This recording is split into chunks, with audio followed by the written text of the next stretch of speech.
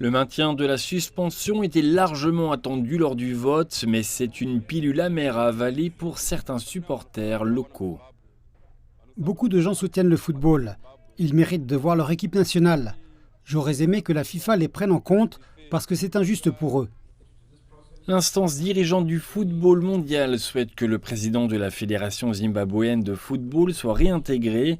Cependant, la commission des sports et des loisirs a juré de défier la directive, même après le vote écrasant.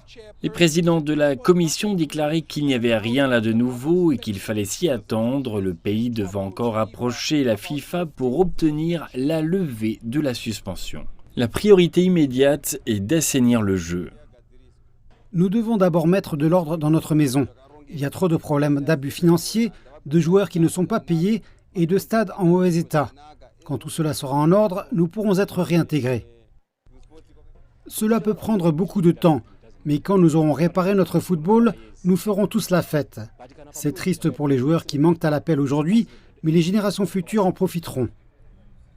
Cette année, le Zimbabwe a déjà manqué le tournoi Chan, l'AFCON U20 et le FC Platinum, celui du vainqueur du championnat, ainsi que la Ligue des champions de la CAF. Le Zimbabwe va être exclu du football international pendant un certain temps, à en juger par les chiffres.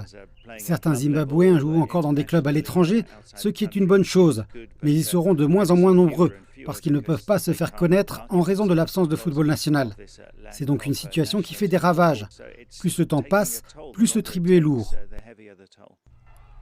Le vote de la FIFA a freiné le début de la saison du championnat national ce week-end.